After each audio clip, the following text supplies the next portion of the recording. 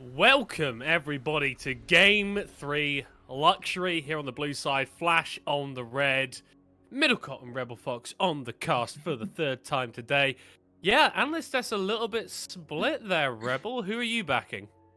It's a really tough one because in game number one, we actually saw pretty much the entire Team Flash composition, minus the Nautilus and plus Abram, destroy. It was really easy to control a lot of the map when you had that kind of thing come through. Here, Luxury has a very different laning setup pretty much across the board. So it's a difficult one. I don't mind the idea potentially of a fist fight going down in this game. I hope not blind aggression like we saw in game number one, but more controlled from the side of Luxury. But I would be absolutely down. I am really heartbroken that I don't get to lord over the fact that the Braum Jhin combination is actually really high win rate if it is a Hail of Blades Braum.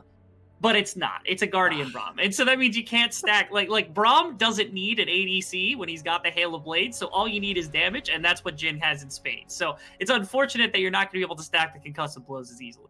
Yeah, that tech option would have been quite cool. Slater and Artie have actually arrested control of this bot side. Nautilus pretty strong at the level 1, but Braum also pretty good there too. Maybe if the Hail of Blades was being run, we see it go a little bit better for Luxury there. I like that. I like those tech options that you can have for sort of individual lane matchups that make them go from maybe not quite as good to actually pretty damn strong. Yeah, and it's a setup into a Nautilus that I think works out well, but here it's H3 who's just playing for the defensive, which is at least of interest. I know after game one, they have to be at least a little bit gun-shy with what had happened, so not willing to take the coin flip potential for the rune in the bottom lane just as fast as humanly possible. So there's that to consider as well. Now, everywhere else on the map, you consider mid lane. Mid lane's probably going to be a bit of a snoozer.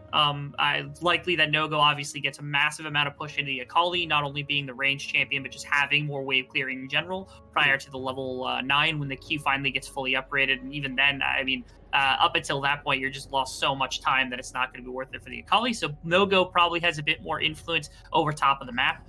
But other than that, it ultimately, I think, comes down to, for the most part, junglers. Just whether or not they decide to go interacting, how quickly Dante wants to make moves happen across the map. And we've got a couple of new things this game in terms of the junglers. Dante obviously subbing in for Ikigai, who I think that last game possibly would take a little bit of a toll on you. But Killer Queen on this Viego as well. Like, this is a champion that loves to play more of this carry-oriented style and has been so effective on it throughout the VCS, throughout their career. They are going to get spotted out on this Tribush world. Dante in chase. Potential for them to get collapsed on. Yeah, it's a situation with this jungle that I think our analyst desk was rightfully confused about, because in the previous season, how do I put this about Dante? Dante wasn't a bad player, but Dante wasn't a good player. It was like, It wasn't even like he was a middling player. He was, I think, the definition of mediocre, to the point where it's like, he's serviceable, right? He would work as a jungler if you wanted to build a team around it, but he's not the person that you want to build around. He's not the person that you want eventually in your jungle position. But Ikigai seemed to be that at the beginning of the split here for Team Flash. And even in game one, it even seemed like Ikigai was there. Perhaps this is more of a Ikigai doesn't play much of a Xin Zhao, and they wanted more of a Xin Zhao angle. They don't want to play the Hecarim, something like that. Maybe you're right that it was more of a mental angle than anything else. He is very young as well. Dante's only had 2 splits in his back pocket as well. We're getting action on multiple parts of the map. Blaze is flashing away. Sure, well, the lightning is not enough to take him out. H3 taking very, very low bot side. Killer Queen in the area as well. Mike looked to reset on the Ruin King, but Slater and Artie extricating themselves from this. Don't want to be giving over any kills early. Very interesting. Across the board, a number of things that actually have occurred.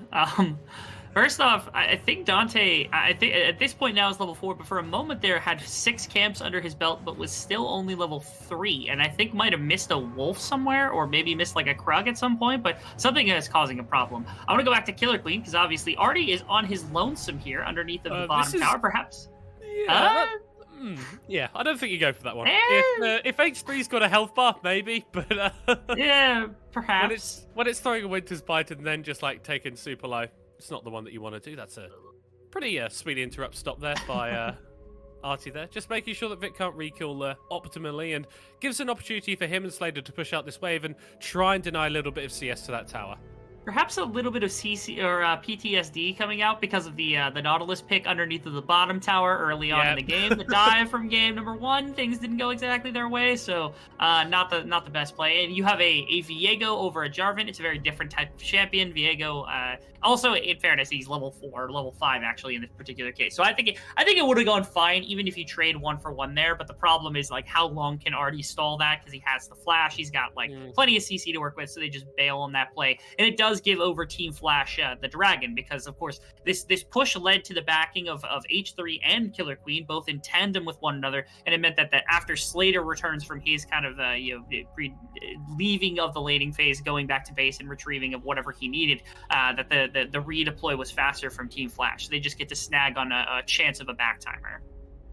Yeah, the Noon Quiver gives you a little bit more pressure than a pair of boots and a few pots, which I don't think is particularly controversial. Artie actually making a roam towards this mid lane. I think Nogo just wants to get this pushed out as much as they can. Herald spawning in around about a minute's time, so a little bit early to contest that objective, and will path back to arm towards this bot side. And it's another pretty quiet start to the game, which is to be expected. I remember specifically last split, we were trying to come up with contemplations of who would play the Viego, because at that point, Viego hadn't been out in the VCS, and we were trying to figure out who it would be. And I know you've probably heard of Levi, you know who Levi is. It's very obvious to think and expect that he was going to play it pretty well. Ego ended up playing it pretty well as well, one of our other big junglers. I'm going to hang through this.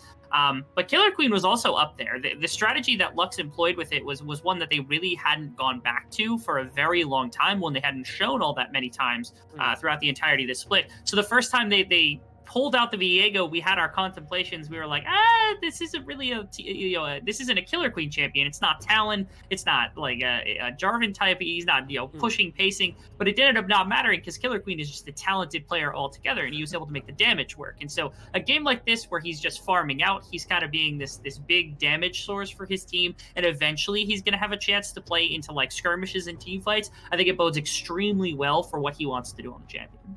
And another thing that's boding well for Luxury is how Blazers is performing in this mid side. This is not a matchup where I'd expect Akali to necessarily generate a CS advantage, but it is plain and clear to see 10 CS up, and bodes well for them going towards this mid game. Especially given that the flash was burned so early in this one, Dante has not been able to capitalize on anything. Back to the bottom lane. Something in the bot side.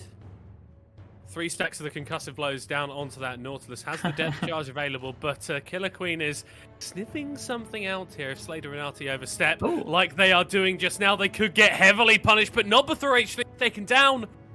They kill him so quickly that Killer Queen can't even respond.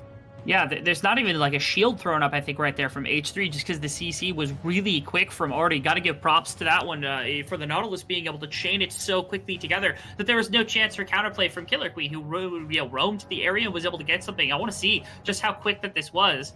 H3, did he throw the shield up? Yeah, it looked like maybe he went for an auto attack just to try to get some of the concussive blow stacks, but it got canceled as well by the ultimate that came through from Artie. So your options of going, okay, do I press Q? Do I press auto attack? Do I press E? The wrong decision was made, because you need to press E in that situation so you don't just get blown up, apparently, as the Ignite and all of the damage coming in from Slater all in one fell swoop was enough to bring down the champion for the first blood. Greeding for a little bit of efficiency and getting punished for it. It's not massive, but the kill going on to Slater, who's piloting this Jinx, is very, very cool for Team Flash. Luxury, though, responding with his Herald in the top side, and Flash a little bit too late to the party, as Dante's first action of the game is to get himself out of the Herald pit. Hello, Dante. It's nice to see you again. welcome back to Team Flash. Glad to have you. Just pops over the pit looking for some kind of a smite steal on the Rift Herald, but it was already gone by the time he got there, and I guess realized that he was in a pretty rough position. So the benefit to what happened right there, and actually something that kind of played to the favor of Luxury after all things considered, was that while the level 6 was hit by Artie, he burnt both summoner spells and the ultimate in that bot side kill of H3, which yes, nets them a kill for Slater, but again, the level 6 then isn't available really for Artie in this top side because there's no ultimate, which is the true benefit for the support having it. And so it didn't matter whether it was a level 6 Nautilus or a level 5 Braum versing one another, because the ult was gone anyway. Oh no, Yoshino actually gets the knockback onto Coated and doesn't get stunned. Killer Queen has to walk this one away. Bit of a misplay on the dive, still has that Herald in pocket and will be able to throw that down, and They're going to take the tower, but they're not going to take Yoshino's life alongside it. And something that you sort of briefly touched on there was the fact that that Nautilus ultimate was used down in that bot side. And yeah, this has been a bit of a slower game from both of these teams than that game one, but those dynamics of using those ultimates early on in fights, precipitating into you not actually being able to pick up that Herald, when you're in such a high tempo region, it forces you to really consider if using that ultimate for the kill is the most effective use of your resources. And in this case, the curiosity comes to Artie of, okay, was the kill against H3 worth it, or was the Rift Herald that won them via top tower? Actually, we're in a fight for a dragon. Both teams are. We are in a fight for a dragon. H3 forced to flash himself away, dashes back to Vid as well, and that slow is really delaying Flash's entrance into this fight. There goes Killer Queen. He's on the backside and grabs his first kill. Blazers and Coated forced to run away, but Blazers hops back in. The perfect execution, nowhere near perfect, as Team Flash get 3 kills and a Drake. Really unfortunate, actually. I thought H3 was actually a hero at the beginning of this play, because the ultimate that had come out had stalled the rest of Team Flash for so long. I thought Luxury was just going to be able to blitz down the dragon, but they're fishing for a fight unnecessarily. This is more akin to what we saw in game one, not to quite the level that we had seen. But you can see this. It's an engagement onto H3. He presses the ultimate, 3 members, and Nogo willingly walks over this, which is just not okay. And look at the dragon. It's below 1,000 health. Just turn on the dragon, take it, and walk out. You might lose a member, you might lose 2 members even, but you walk away with the dragon. And here, they re-engage unnecessarily. It was almost an amazing play coming out from the Akali to be able to find 2 assassinations, but it ends up being 4 kills and the second dragon of the game going over to Team Flash, which is just so much that Luxury yielded. And it's so bizarre seeing how Luxury played in game 1 versus game 2 versus now in game 3. There doesn't seem to be a lot of that consistency. They're making plays that, honestly, are head scratchers most of the time. There's a lot of damage there for Coated and Blazers, but you're never going to win that situation in a 2v5. And now, the Flash, with a lot of those cooldowns on the enemy team off of the table in terms of those flashes, they can start to look for a little bit more now and get this early to mid-game transition going. And especially with the Jace being a massive beneficiary and the Jinx being a massive beneficiary of what happened in the early game, as opposed to Coded. I know Yolway talked about it. I think our old analyst set actually approached this, which is the range advantage that's held by Team Flash when you consider what happens in the later game. Yes, the damage is there from Coded. Yes, you get good damage from an Akali and from a Viego. But when it comes to being able to apply that damage, that is all a part of scaling. Blaze is trying to force a one-on-one against Nogo. Can't quite get it. Hovers here from Dante and Killer Queen, so nothing else to come about from this play. But Luxury need to find something, right? That's kind of where we're at this point. Coated, fair to him, applying a lot of pressure in this top side, despite the lead that Yoshino has got for himself. We saw how Blazers was nearly almost taking out Nogo there, but ultimately, if you're not able to translate it into a kill, then you don't have that extra time where that team member isn't on the Rift. You can't push these advantages as far as you'd necessarily want to. Artie now engaging in the bottom side onto H3. He throws up that Unbreakable and keeps himself alive for a little longer. Dante, though, with this additional pressure, means that Flash will take down this bot lane tower. That's more gold into Slater, and we might see even more golden from H3, but that's not going to buy too you. It's continued to fire out, and Dante gets his first kill of the game. Flash just step it up, making these aggressive plays, and Luxury not hitting back. H3's shield usage has been so curious to me. I'm not sure if the cooldown is getting burnt ahead of time and they're playing around that timer, or whether or not H3 is just struggling to find the opportunity to use it. But now 2 times in a row, it feels like that would have saved his life, or actually been able to make a turn of a play with Killer Queen's hovering, but it just hasn't been the case. Nice stun! Oh, Nogo stunned, but the gravity field will buy some time, but not enough. Killer Queen on the board, Luxury on the board. They're not out of this game just yet. Not quite. Yeah, this is another question mark for Killer Queen is, do you shift into bottom side or you shift into top side to try to make plays happen? It's a difficult decision here because Jhin is pretty much the only champion you have that does damage from range, but that bottom lane is already lost to a pretty significant effect. If you can get Blazes to a place where he's able to put out damage, if you can get Coded into basically 2-item, 3-item territory, if you can get on a Hole Breaker specifically, you can drive away Yoshino really heavily from the side lane, and that opens up avenues for your team to be able to have places to strike back or at least mine gold from for the potential future. Killer Queen's got to make that decision pretty quickly, though, because 15 minutes in, they're down 1,500 gold to Dragons. Second, Rift Herald's going into the pockets of Team Flash. They're slowly encompassing a lead the way they had in game number 1. Not quite to the same extent, obviously, but still, it's definitely on the cards here for Team Flash to be able to take a game in the same fashion. Rebel, the timer that Flash is playing around feels very similar to a timing that Luxury played around in the previous game. They're grabbing this Herald with 30 seconds to go until the third Drake. They don't even need to use it mid lane to get this tower down and to get that additional pressure. I feel like the nameplates have just swapped in the last 15 minutes. Yeah, and then also the 30 minutes before that, it swapped again. Yeah. It feels like whoever is on this this blue side is just taking the brunt of the action from the opposite team.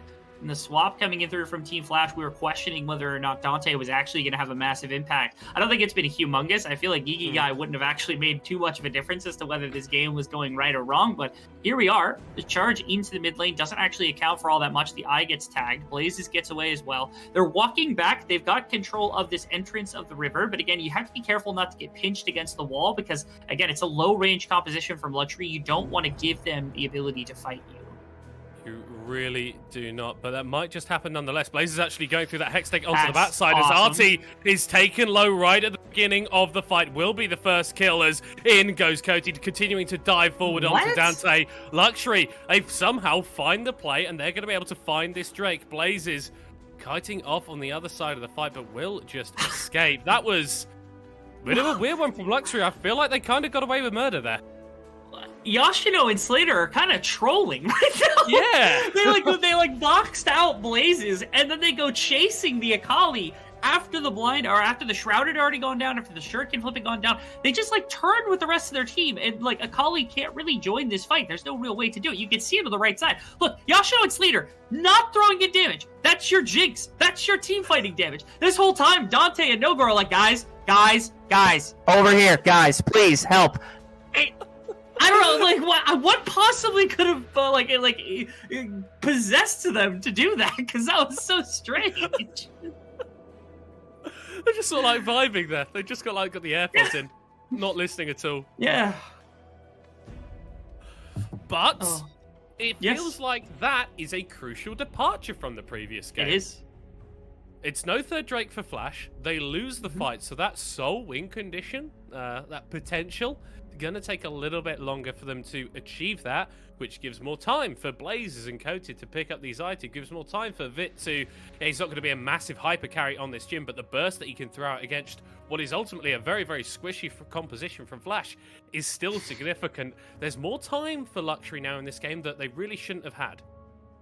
There really is. I'm actually really curious what's about to happen. I'm looking at the build path for Coded, and I'm curious whether, because it's obviously going to be Bloodthirster second item. And third item, it's a question of whether Hullbreaker comes out, because at this point, I wonder if Luxury have just given up on the prospect of playing a macro-style game, and they're just like, if we're going to have to fight, we're going to have to fight. And so you go Bloodthirster Blazes with the solo bolo. That was disgusting on Tanogo. Dredge line, but not caught up by the hook, and now... just waiting on that Shuriken flip doesn't get him away. Doesn't get him away. It's a solo kill, but it's gold going on to Slater, which is also good for Flash. I feel like neither team is going to be particularly upset with what happened there, but with that extra time being bought by the Akali, mid lane tower taken in favor of Luxury. That's a big one. Yeah, they leaned 3 members and lost a 4th inside the top lane for, against what was Blaze's Akali, and that means that mid lane tower gets broken open and bottom lane tower gets broken open at the same time. So it's not even a winning play for Team Flash if they end up not getting the tower. They are probably going to get this. They're giving it to Dante? You've got a Victor, a Jinx, and a Jace on this team, and you're giving this to your Zinza. He doesn't cap it. I think maybe leaving it up for maybe some tactical reason. Maybe he's just hoping that the minions take it, but...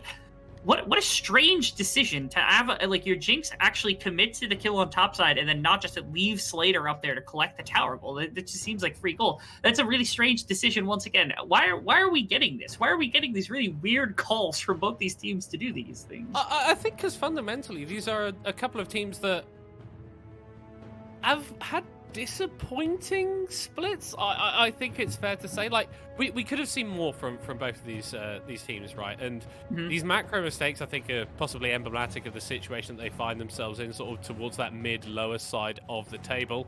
Nonetheless, though, Flash continuing to go forward despite a couple of those earlier mistakes. Slater getting rooted up, and another missed hook from Artie means that this inner tower will not be pressured out. I think outside of the signing of Slater, it is possible. I think it would have been entirely possible that Team Flash did end up as a bottom of the table team. Just because they're trying out the rookie strategy, which is something that's had very big hits and very big misses over the last couple of years. But they struck gold. No-Go seems to be really good. We appreciate what No-Go's been able to accomplish. Ikigai is really good when they're not using Dante instead. There's right budgets. Like even Artie was a rookie just in the previous split alone. And so Team Flash is experimenting. So they're much more happy, even though they are particularly impressive in a series like this, taking victories against teams like Luxury, who I think is far more embarrassing to lose a series like this if you're Luxury, far more disappointing in a split like this, because of their ability to contest top of the table teams. To lose against Team Flash here would just be debilitating for your split because it would be bad. So for one side, Team Flash losing this is almost the expected result because this team still isn't quite at the top of the table, or at least considered at top of the table. But on the other side, like Luxury's on the opposite foot, they're considered to be at that position. And so a loss here would just be a little bit rough for them to have to deal with. And Flash will want to make that a little bit more likely if they can pick up this Drake. Spawning in 20 seconds time. Luxury are investing TPs. They recognize that contesting this is probably a good idea considering is a Hex Tech Rift, but with the poke that can come out from Yoshino, it's difficult for them to walk in. H3 throws out the Glacial Fissure and the Curtain Call is used as well, but the damage isn't really sticking onto any members of Team Flash, and that means that those are cooldowns being burnt, so they're not getting you anything. It didn't really accomplish all that much. It is actually a really great locket and a great hold in the middle of that river for Artie. And now Luxury probably just has to walk away. I don't know if they're going to full engage. Potentially. Killer Queen's thinking about it. Blaze is going on to the other side of the fight as well. Would imply the Luxury want to get something done here, but the zoning tools with the Gravity Field and that Chaos Storm mean that they just can't walk in. And mid lane priority achieved by Team Flash. This tower's going to fall in just a second. Very easy to snag that one up as Team Flash. They call the bluff of Luxury, who they're posturing for a fight. They're posturing, but they lose a lot of their engagement tools on the front end of that one. And again, a little bit of criticism towards H3, who again doesn't tag a Q, doesn't tag the ultimate, doesn't effectively use that one. And the Jhin setup wasn't really valuable either, because again, the gorgeous locket that came out from Artie kind of denied any final damage that could have been used to force onto Dante or anyone else. And now they get priority on the Baron as well. They're going to have to force on this fight. They are going for it, but the Baron is already taken very low. Killer Queen looking around the other side, and he will steal it away, and maybe that's the play that Luxury needed. They've already taken a kill out of this fight, and it's going in their favor. Blazes and Killer Queen off the table, but with no AD carry, with no mid laner, it looks pretty difficult for Team Flash to play this one out. Dante is going to get stunned up by those concussive blows and will be the focus of Luxury.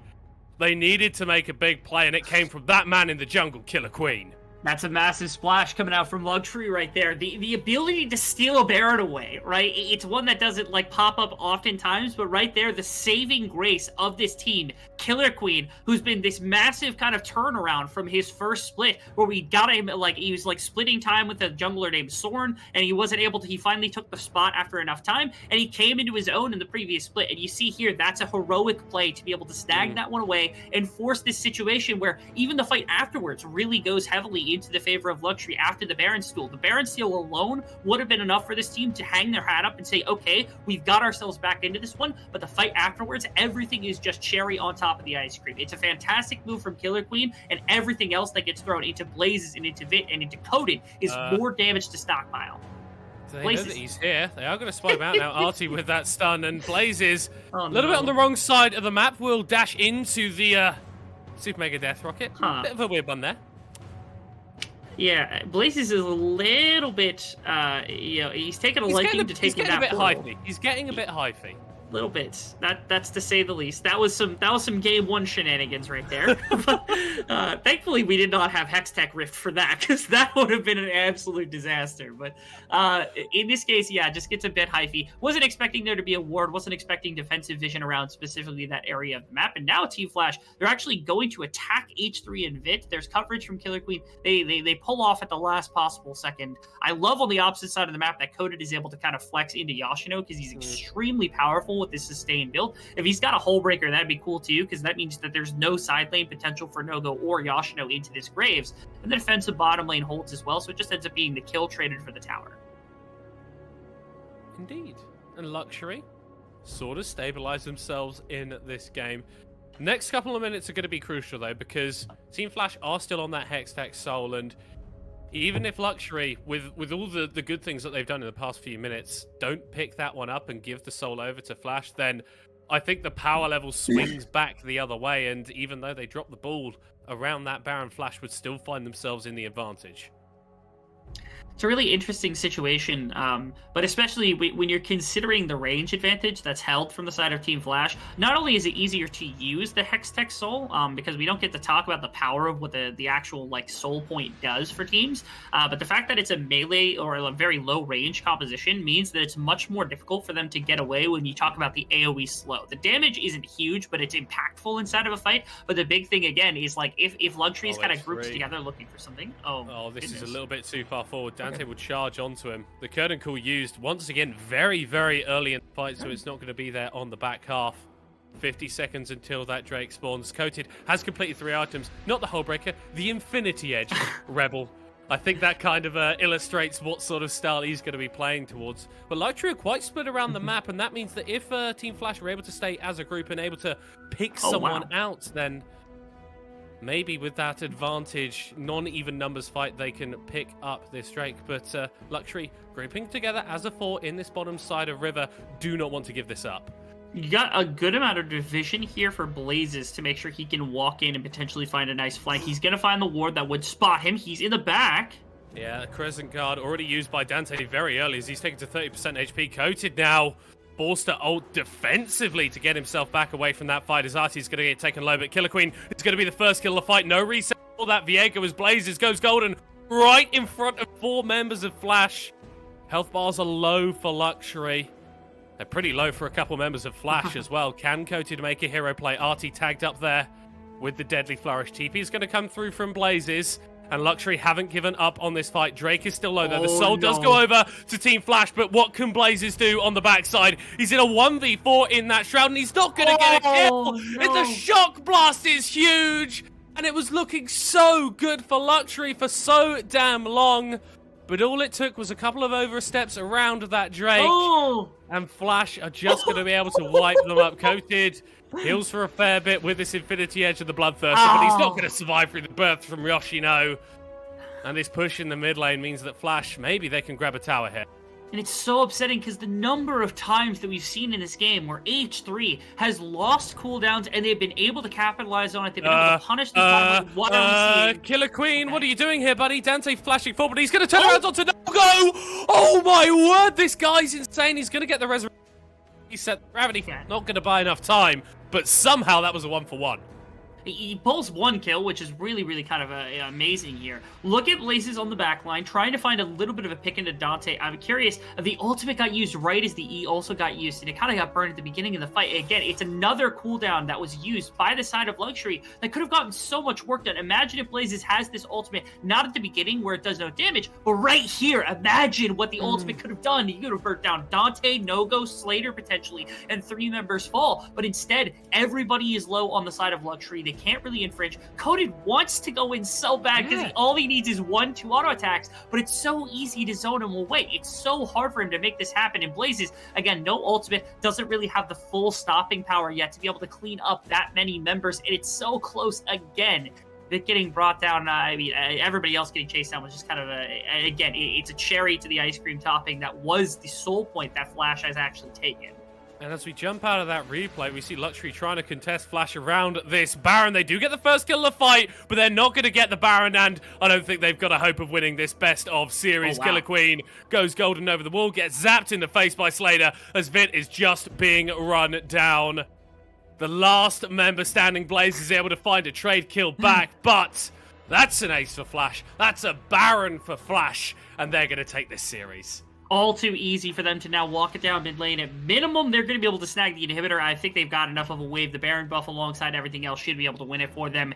It came down to margins, little margins here and there. You don't think one cooldown can make that big of a difference, but when ultimates get burnt, when abilities that are really important get burnt here, Luxury weren't able to control those resources the way that they wanted to, and that means that Team Flash, they just get to punish them time and time again on the back of team fights that really could have made a match